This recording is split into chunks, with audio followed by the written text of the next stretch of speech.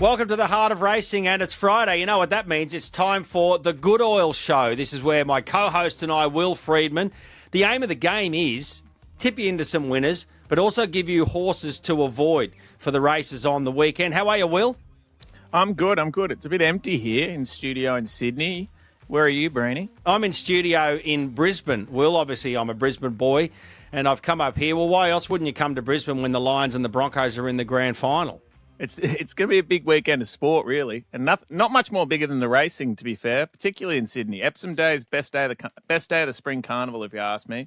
Yeah, right. You get better than the Everest. Like the Everest has the excitement, but it's the traditional day, isn't it? The Epsom Handicap Day. It's funny. It's always on AFL Grand Final Day, and for those who aren't into the AFL Grand Final, it gets a clean shot at it because Melbourne runs dead with its racing on Grand Final Day. Absolutely, and you get all areas. You get 2-year-old racing, you get mile races with the Epsom, you get the sprint, which is a premiere just before the Everest. I mean, it really, and the Metropolitan Overground. So it really caters for all races and all traditions. It's just a top day of racing. Yeah, well, the first 2-year-old races of the season are on in Sydney tomorrow, the Breeders and the Gym Crack. What we'll do on this show is avoid them because trying to tip the winners in those, you're taking your life into your own hands. But let's get into it, Will. We always start with these short, sharp bits. The pineapple. It's the famous Freedman brothers pineapple. It comes from when your famous uncles and father were handing out a pineapple, an actual physical pineapple at the end of the year to the jockey that they thought did the worst ride of the year. You've done the first couple of nominations on the Good Oil. I'm doing the nomination this week, and I'm giving it the pineapple this week to Nash Rawiller for his ride on Cylinder in the Golden Rose. It should have won that race. Militarised won. We're going to talk about that through the show. That's history that it won. But Cylinder jumped beautifully. He restrained it, and then horses came up the inside. He's looking across. Crucially, at about the 800, he gave up about half a length just when the gap opened and he could have sat one off the fence. In the end, he's 3 wide the whole way into the breeze, did it tough, and honestly, 10 metres before the post, it was winning the race. And that's my nominee, Nash. What did you make of it?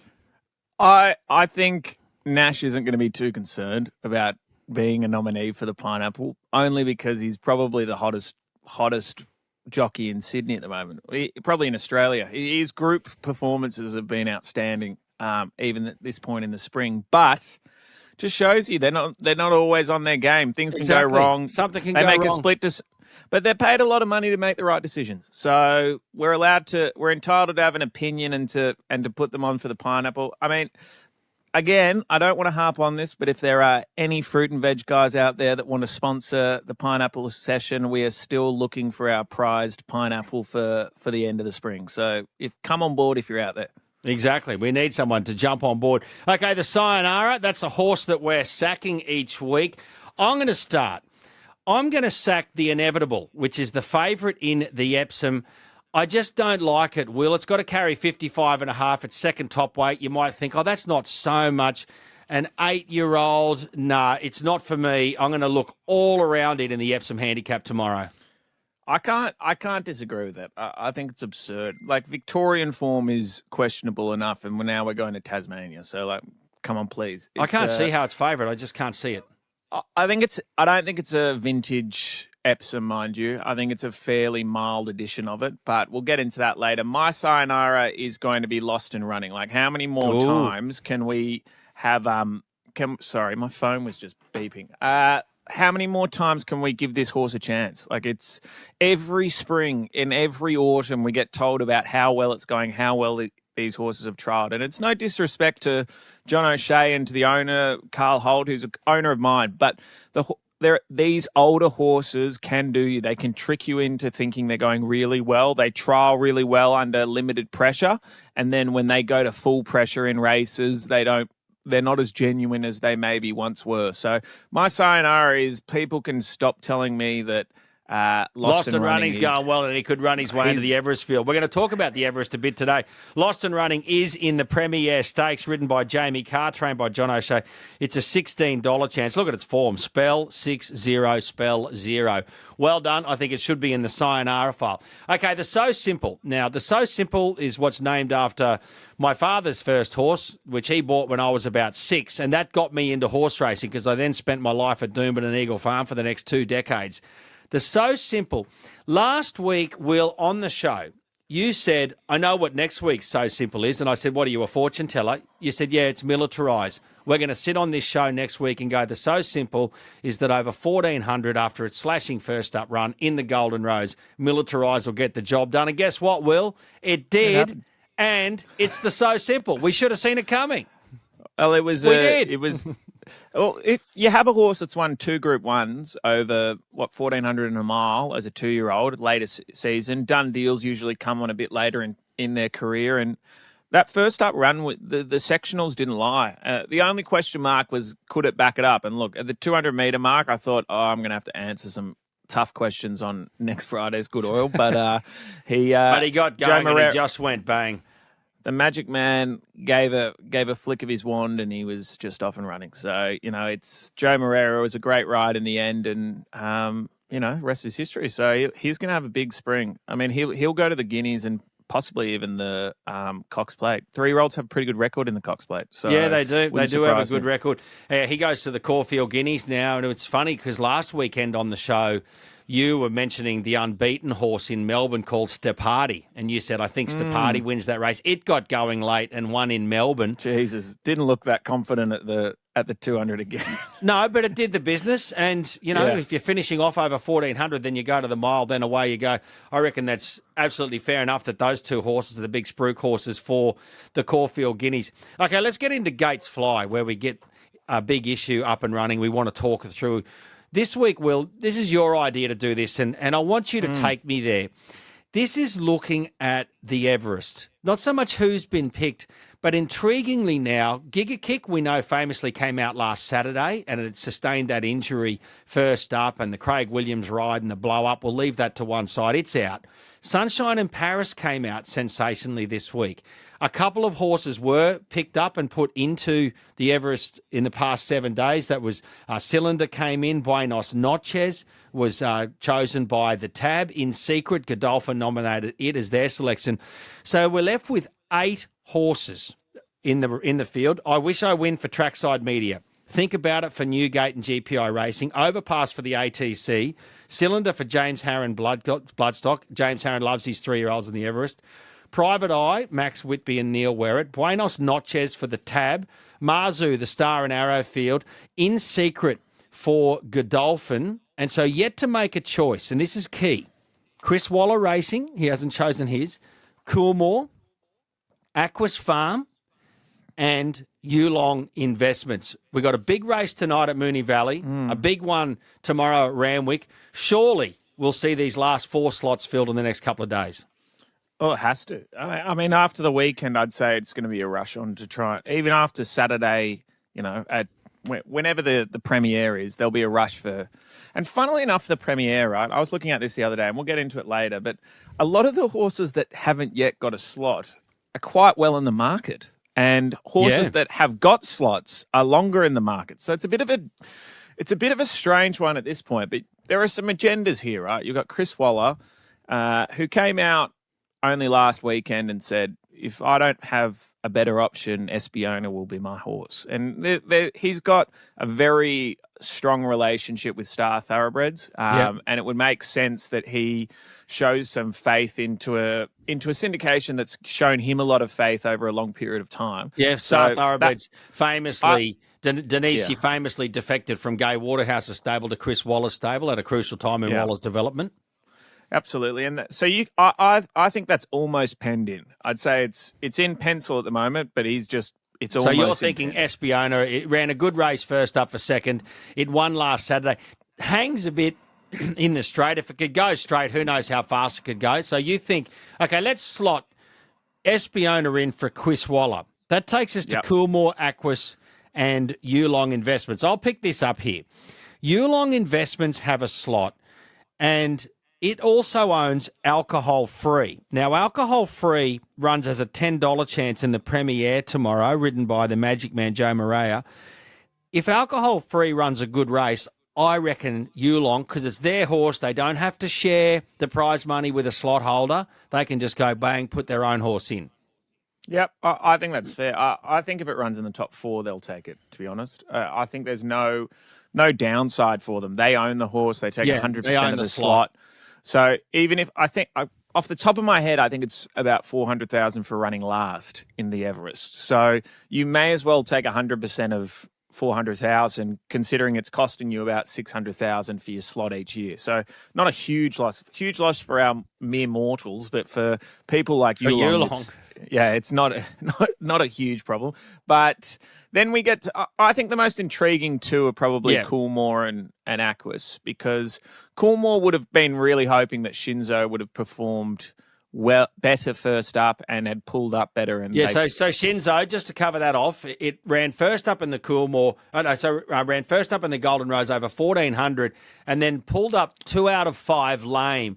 Will, what's 2 out of 5 lame?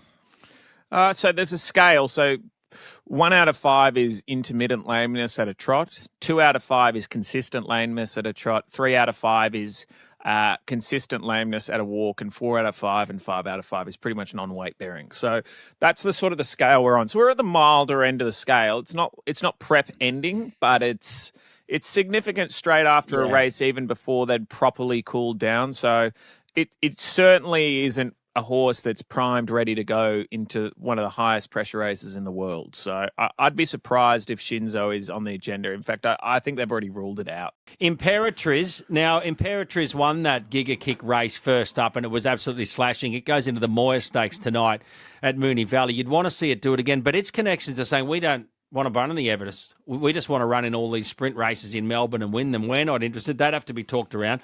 There's Osmosis. It won first up last Saturday for Björn Baker. Interestingly, after the race, Björn Baker said the connections would be very interested in our Everest start. Why wouldn't they be? The race is worth gazillions of dollars. As a trainer, I think the Everest has come up too early for Osmosis.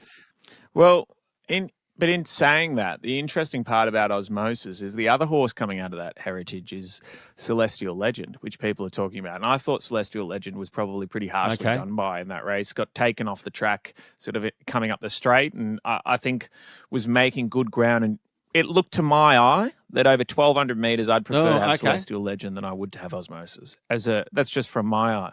Now, Bella Nipotina runs in the Premiere. I thought it might have stayed in Melbourne for the Moir because it runs well at Moonee Valley. Anyway, she's got some big scalps to her name. When she goes really, really well. She's an interesting runner. There's Hawaii 5-0. I'm not ruling out Hawaii 5-0. It could run well for the Waterhouse stable in the Premiere. There's Remark as well and Zapateo. What do you make of those four, Will? I'm not as sold on Hawaii 5-0 as others. I think he's more he's a big horse. He's a really big horse. Massive. I just think he's probably more a 1,400 metre miler. I think that's my personal opinion. I think Bella Nipotina is an honest horse, but does it suit the pace of the race? So at the moment, we've only really got Overpass as a natural leader. It's a bit devoid of speed, which is really uncommon for this race. Does Bella Nipotina sit on speed? Hard to say. Zapateo of those are probably the ones I'd be leaning towards myself. Sits on speed, but you've also got to throw in some horses like I Am Me. Was a boom horse, was a little disappointing last start. You'd be taking a little bit of a punt, but was a spruik horse before that. But look, the options are really narrowing now. It's getting to that point where you'd really want. I'm not sure the Moir is going to bring you the Everest winner, to be honest. I think. Well, look, in the Moir tonight, we've obviously got Imperatriz, and it's the red hot favourite. There's two Queenslanders, Rothfire. I just don't think Rothfire could withstand an Everest over 1,200. Too much pressure. Yeah. Then there's another horse from Queensland. Look, Queensland's the theme of the weekend with the Lions and the Broncos. Uncommon James. I just think if Uncommon James, which went over and ran in the Quokka and got beaten by Overpass in Western Australia, the race over there. I think if Uncommon James runs a big race tonight, it's an outside chance of, like Aquas maybe, the Queensland connection. Yeah, and don't rule out Asfura either. I think it's a bit of an underrated horse. It probably hasn't got the flashing lights. I mean, Imperatriz, I'll be surprised if this Imperatriz backs up its last performance. Everything went right Me too. for it last time. I honestly believe it's gonna find it a lot more difficult tonight, even in a weaker field. I think it's not going to get the same breaks it had last time. You get a cart up by one of the fastest horses in the country, and you just get to sit on its coattails until you get to the 200-meter mark and go past it. I just can't see that happening tonight. So, look, I wouldn't. It's not an envious position to be in where you don't have a running out, because the best horses on paper have already been picked. But if you had a choice, Breeny, if all horses were available and you got the same deal for every horse, because you got to remember, some of these horses aren't getting the same deal. Yeah, so, they're getting different cuts of the slot holder and all that, yeah. But if it was 50-50 for all of them, who do you want? I would take I Wish I Win for Peter Moody, and I'll tell you why. It was a good run first up when it ran second to Mr. Brightside in Melbourne over 1,400. I just think in the Everest, where the price is about $600,000 per annum for the slot, I just think it runs a place, and you're making a profit, and that's the horse I'd pick. Yeah, to be honest, I came in before this show and I was thinking, I probably won't think about it, but I'm actually leaning towards going back to In Secret. I honestly was fully invested last start, and I thought Zach Lloyd gave away a position at a really crucial time in running. It gets Zach Purton this time. This is the best jockey in the world. The gun from Hong Kong. This is not the best jockey in Australia. This is the best in the world. I think. You think Zach is? Yeah, only he's done it over a longer period of time than most of the others. I mean, Ryan Moore would be up there, and I guess so would J-Mac, but it's a pressure cooker place to be in Hong Kong. He's spent his life there. He's one wealthy man. But In Secret for me is where I'd be going. And Godolphin obviously think that's the pick of them, because they would have chosen whichever they think is their fancied runner to run in their slot. So In Secret has to be the pick of those two, which puts you ahead of, a lot of that field. Okay, rightio. Well, the Everest situation, it's clear as mud. You know what I mean? But it'll be clear as day by about Wednesday. Hey, let's get into this week's big ones. We won't spend too much time on the Premier and the Moir. We've discussed them already. We'll get to them and just give our tips. But the Epsom Handicap tomorrow at Ramwick, the time-honoured, the famous handicap race. I normally like to look mid or low in the rates, but Will, this is a dead-set dartboard job. You can just put all the names on a dartboard, throw a dart, and so I'm just going to back that each way.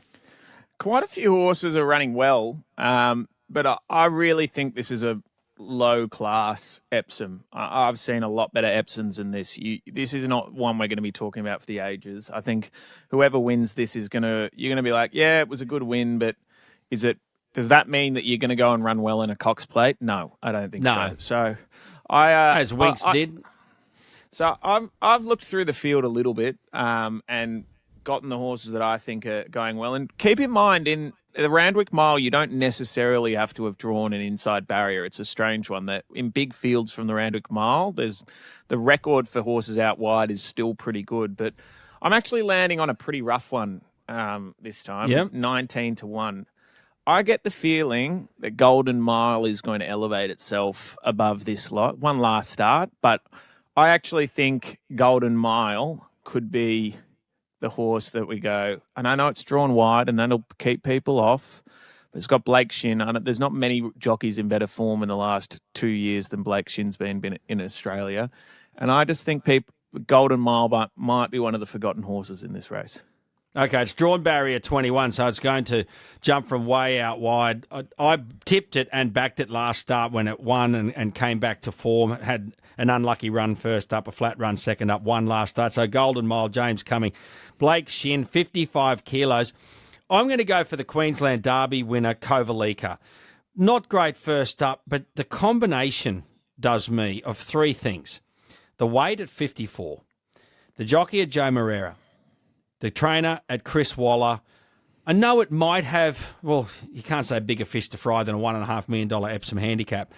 I just think Kovalika each way. That's what I'm going to do. Yeah, I honestly, it doesn't really excite me too much, the Epsom this year. Usually it does. Usually I love the Epsom, those mile races at Randwick. It really gets me going. But this time round, I'm just sort of thinking, the story out of it could be that Chris Waller wins I think it's his fifth Epsom or something like that. So it's, it's not my favourite race on the card for the weekend. There are some others that sort of get me a bit harder. The only thing I do know is that if Democracy Manifest wins, named after the famous viral video of old mate getting arrested at the Enjoy Inn in Brisbane's Fortitude Valley back in the 90s and going, this is Democracy Manifest. What is the charge? Yeah, eating a succulent Chinese meal. If it wins, Darren Flindell will do his lolly, and the whole race course will be eating succulent Chinese meals. It'd be funny if it won. The place would go bananas. A cult horse. I saw it this morning, actually, walking out to the track. It's in really good nick. Okay. And Chris Waller. Track work riders sometimes can get a little bit more enthused than they need to be, but the track work rider also used to ride Nature Strip, and he said, we can't have this horse going any better. So I think it'll run well, but as I said, I'd be surprised. It wouldn't surprise me in the slightest if something at double figure odds wins this race. It's a lottery. The Flight Stakes, which is the 3-year-old fillies race over 1,600, I wouldn't say this is a great edition of the race, but Tiz Invincible comes in after 3 wins on the trots, the $2.70 favourite. I'm just going to tip it because I've backed it on all 3 of those starts. Yeah, I'm not convinced. I'm not convinced it'll run the mile. Fair enough. I think there's some suspect on that. I mean, Kieran Maher and Dave Eustace have been pretty good at predicting how far horses can get over, but I'm just not convinced, particularly from the wider draw 13. I mean, it's not going to get the favours in the run. It's going to have to, if it goes forward, it's going to have to burn some energy going forward, and then otherwise it's going to have to go right back. So I think there's a couple of horses. I mean, Gary Patelli was hugely unlucky with NCAP in the Golden Rose. I mean, he would have thought he was home. So it would be probably nice if Kamachi was able to get him another Group 1, and then.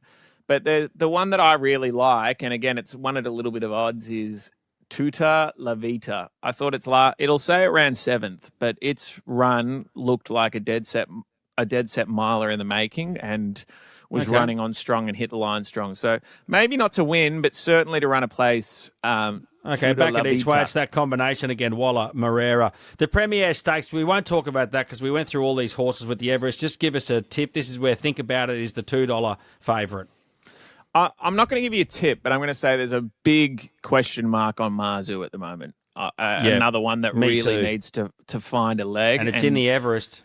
Yeah, if you're holding Marzu as your slot, who has Marzu? The Arrowfield and the Star. I'd be wanting that horse to run a very big race in the Premier. Otherwise, you're thinking you're running around for chump change. Well, let's go to Melbourne. It's an odd weekend in Melbourne because of the AFL Grand Final. The Saturday meeting's pretty ordinary. The big meeting's on Friday night. Tonight, it's at Moonee Valley. There's the Moir Stakes. Quickly just cover off here the stock stakes. Amelia's Jewel, $1.35 favourite. Important race for her, targeting the Golden Eagle and or the Cox Plate.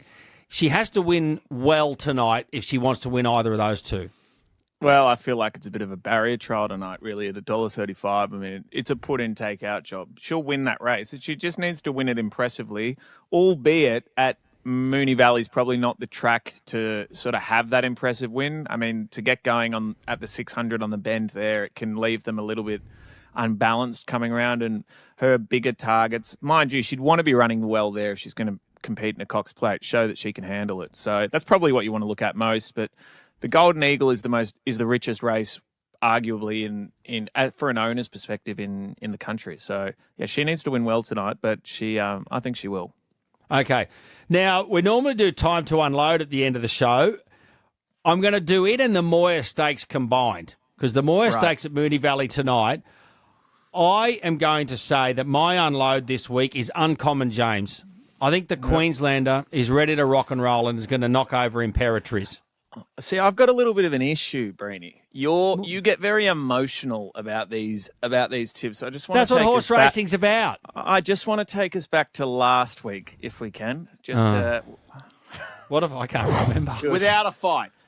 I just absolutely loved what it did in the Queensland Carnival. I'm going to back it to win without a fight. So that is my moral. I And think you're going to have a a fight on your hands, to be honest. Okay. But anyway, we'll see. We'll play this back on the tape next week. So now we're taking. You've got Queensland pride that is just, you cannot steer away from it. So, look, I mean, best of luck. I mean, it's an open sort of Moir. Look, the clear, obvious time to unload is Amelia's Jewel, but I think that's a little bit unfair to be taking Amelia's Jewel at that Three's sort of on. price. But I think Tom Kitten in the Dulcify at Randwick, I think it's primed for a mile. I don't think it'll go on with it. I think this is its race, and it might find other races at a mile. I don't think it'll get further, but I think Tom's Kitten is the clear class runner in the Dulcify, which is race 5 at Randwick. Okay, that's your time to unload. Well, I will admit that with the tips on the show last week, Will did a lot better than I did, but I got him in week 1. So we're going to say it's 1-1. Okay, to finish the show, we always ring one of your trainers, mates, who give us a dead set, surefire certainty. We don't care if it's at Albury. We don't care if it's at Quilpie, as long as it wins. Who are we ringing this week? Matthew de Kock.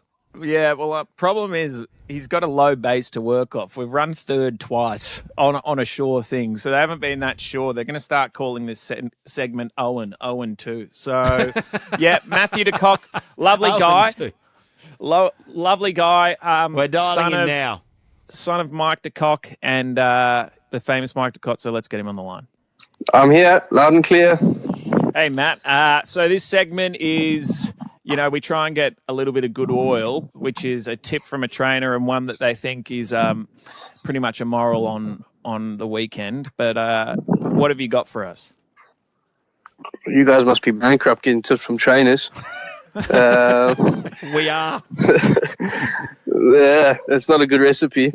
No, we got a couple of nice runners, but probably one that stands out the most is Najim Sahale, who runs at Moonee Valley this evening, so quite excited about his chances. Okay, all right. Well, Najim Sahale at Moonee Valley. Okay.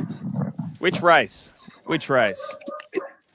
He is in race 2, if I'm not mistaken, off the top of my head. Anyway, we'll find it. He's in race 3, number 1, Najim Sahale, ridden by Race 3. Zara. There you go. $3.80, and it's at 7:15. All right. 62 and a half, Matt. Oh, he's a big boy. He can handle it. Okay, good. Well, funny thing about Matt is Matt's probably the only trainer in Australia that can actually beat me at golf. So Oh, really? Geez, he must be able to play. Shark, so don't get stuck with him. But we appreciate the tip, Matt. We won't hold you to it, but if it doesn't win, we'll call you next week and abuse you. So that's how it'll operate. Oh, thanks very much, Will. All the best. Good on you. I hope to get in your wallet one day. See you, well, what does he play off? What does Matthew play off, Will? What's his handicap? Matt play. He wanted to turn pro, sort of like a. Oh, right. I'd proper. say yeah, but I don't think he's got a handicap. That's the best place to be. Oh, okay. When so you're he a trainer, turns up to those. He turns up to those Ambrose days and doesn't have a handicap. He gets allocated. What's the 18. maximum? Yeah, what's the maximum? Yeah, I've never done that before. I've just heard about it. Of course. Rightio, well, that was the good oil. Good luck to you and your brother, your father, Richard, with your training partnership over the weekend. Trained plenty of winners. We'll be back next week. We've got a very special guest on the show next week, Bjorn Baker. He'll be a good fun chat. Yeah, he would. He's a good fella and got some very, very good stories. Okay, you go and finish that Diet Coke and that coffee. That's what he's been drinking, a Diet Coke and a coffee at the same time. He is a horse trainer. He gets up at 3. Sayonara. See ya.